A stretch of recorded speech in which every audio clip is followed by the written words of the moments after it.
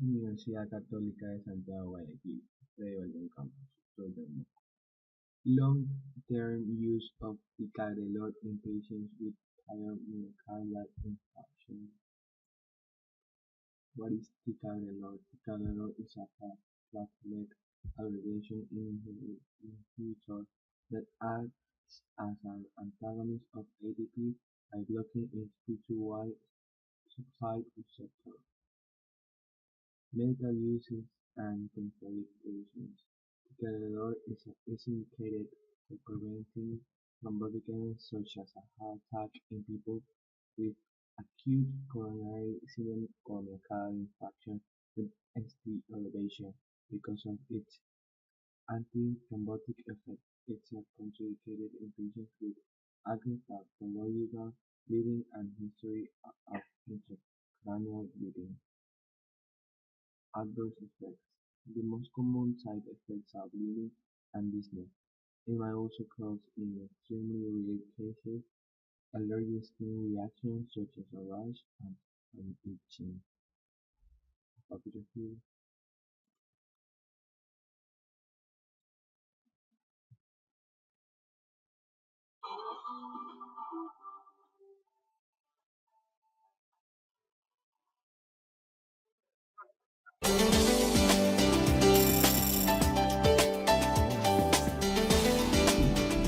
In the PLATO trial, which stands for Platelet Inhibition and Patient Outcomes, patients assigned to ticagrelor compared with clopidogrel and who underwent CABG surgery had significantly lower total and cardiovascular mortality.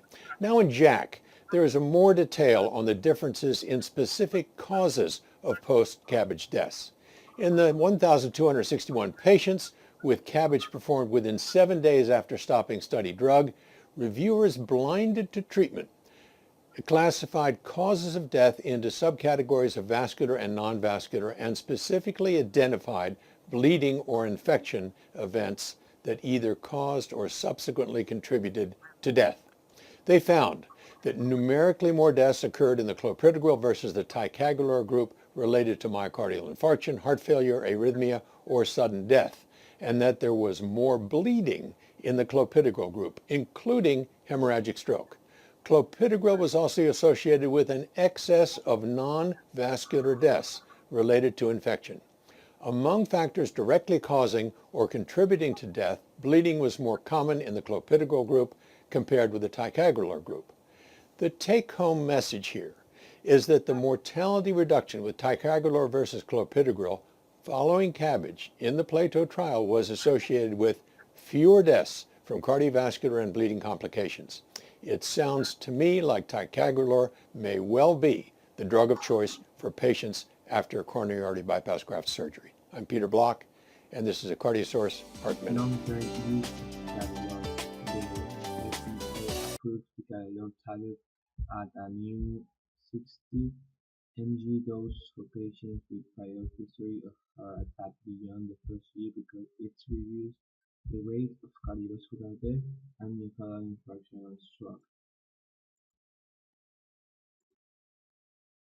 Long-term use of Ticaglerol. The Pegasus Clinic 54 trial demonstrated that the addition of Ticaglerol to low aspirin in patients with prior heart attack reduced the risk of stroke or another heart attack. Long-term use of Ticaglerol. According to the PLATO study, Ticaglerol demonstrated to be superior in the reductions of cardiovascular death than clopidogrel.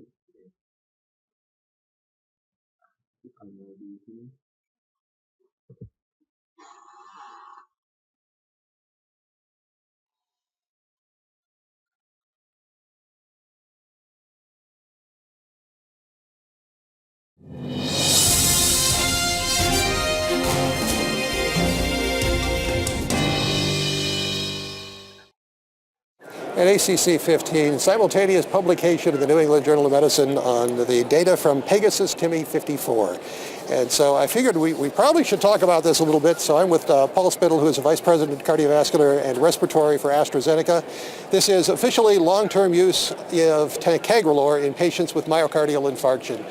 Now, I confirmed this, my understanding of the history, so let's talk a little bit about where we are in terms of where we've been. This whole thing started, the first was Plato, right? Correct. And that was like the first series. Yeah. And now we're moving on to Parthenon. Remind us about how these two are different. Yeah, okay. So, the Plato study looked at post-ACS patients. So it's immediately after a heart attack, and then looked at Brilinta, Ticaglerol plus aspirin against clopidogrel plus aspirin. And it followed patients for 12 months. So it was the initial post-ACS population and treatment out to 12 months.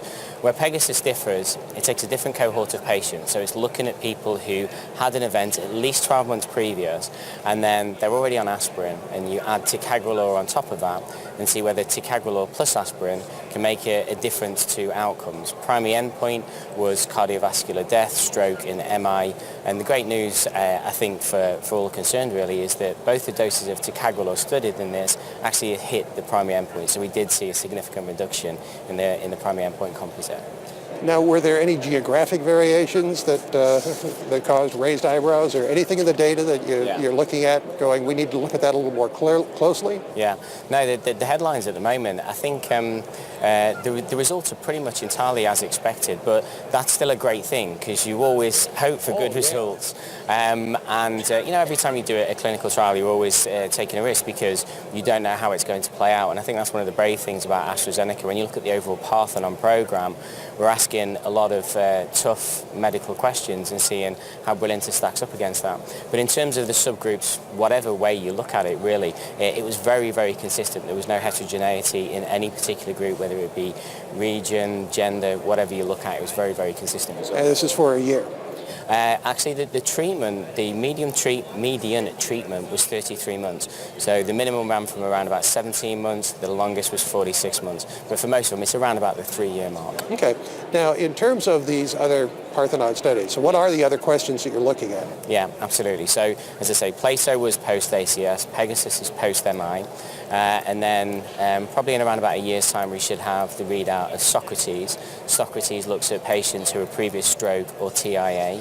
We then move on to Euclid, which is a study of Brilinta in peripheral arterial disease. And then finally we get to Themis, which looks at patients who have type 2 diabetes.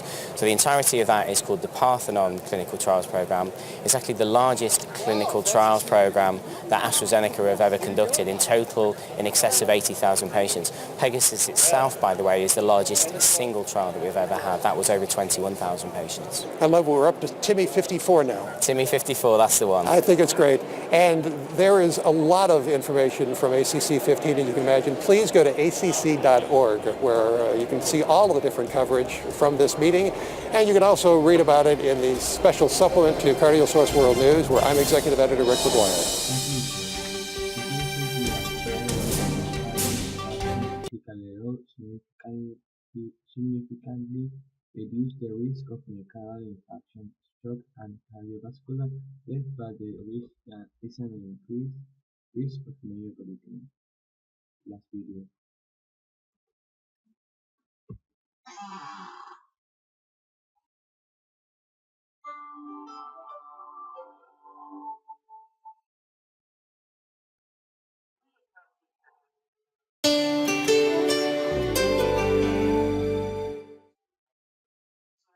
Reinfarction following ACS is actually fairly common, even despite some of the good therapies that we have today.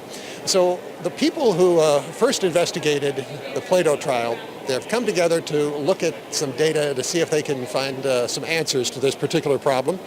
The paper is in the April 22nd issue of JACC, and it is Ticagrelor's effects on myocardial infarction and the impact of event adjudication in the platelet inhibition and patient outcomes, or Plato trial. First, I'm with Dr. Kenneth Mahaffey, who is a professor of medicine at Stanford. Before we talk about this particular paper, remind us about the Plato trial in general. Certainly, yeah. So the Plato was a large international trial of patients with the entire spectrum of acute coronary syndromes, from non-ST elevation acute coronary syndromes clear to ST elevation myocardial infarction. And it studied Ticaglerol compared to clopidogrel in those patients, and showed that Ticaglerol was associated with about a 20% reduction in cardiovascular death, MI, or stroke when compared to clopidogrel. Now in this paper in Jack, you're taking a look at a couple of issues. Before we talk about event adjudication and its impact, what did you learn about recurrent MI? So we learned, I think, two things. One is that recurrent MI remains common despite the proven therapies that we have. And so there's still an unmet need despite the advances we've seen recently with trials like Plato and Ticaglerol. And the second thing we learned about myocardial infarction is that even in patients who are undergoing percutaneous coronary intervention and bypass surgery, there's still a substantial risk for what we call spontaneous or non-procedural related myocardial infarctions. And those are important endpoints that we need to continue to understand better in our patients to improve their outcomes. In terms of specifics relating to this paper, what did you find in terms of how frequent does it occur, and is it predictable at all? Right. Well, it's still relatively frequent, anywhere from about 8 to 10%, depending on the type of MI that you're talking about. It's hard to predict. We have models from Plato and other analysis sets and other clinical trial programs, but our discriminative power, if you will, the C-index of these models is really modest. It's only about 0.68 to 0.75, and that's not a very potent predictor of how to identify patients at risk for these events. Now, you talked about event adjudication in this paper. There are a variety of variables that may affect the data. Speak to that for a moment. Yeah, so what event adjudication tries to do, and I think does fairly well, is to systematically and in a standardized way assess specific endpoints in clinical trials, particularly when the clinical trials are done in very broad geographic regions and across very different practice patterns. So by applying standard definitions in a systematic way, you can identify hopefully all of the events, and so that all of the events are very similar, rather than relying simply on investigators who may agree or disagree with the event definitions, because there's great controversy about some of them, as you know, such as myocardial infarction. And they're busy clinicians sometimes, and so doing it in a systematic way and a central strategy, I think, can provide some improved accuracy to the process. So what's the take-home message, you think, from this particular paper? So from this particular paper, what we showed was similar to what others in this group has shown from previous trials, is that unfortunately site investigators underreport myocardial infarctions in clinical trials. And I think there's a variety of reasons for that we could perhaps get into. What it also showed was that whether or not you relied on the investigator or the event adjudication committee data, there was still reductions in myocardial infarction. When you use the CEC data, because there were more MIs, there were statistically significant reductions in myocardial infarction. Slightly fewer events reported by the investigators didn't have quite the power to look at the subgroup of MI, and so it wasn't statistically significant, but it was very consistent. It's commonly seen. I think that there's been great debate about, do you need event adjudication? Exactly. What are the investigators reporting or not reporting? At least in this data set, there were very consistent findings. One of the important things, though, that we also found is we were able to systematically look at how the CEC process was carried out in the trial. There's been some investigators that have been critical of the event adjudication process in Plato and other trials. And using patient-level data, the raw data from Plato, we were able to show that the event adjudication committee both found events in both treatment groups, and then also downgraded events that were reported by investigators in both treatment groups.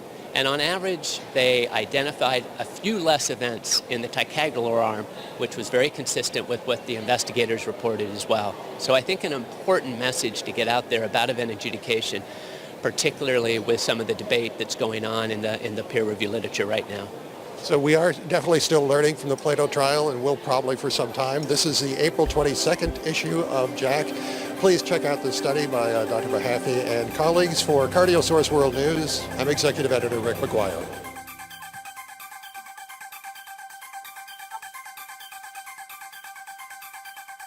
Thank you.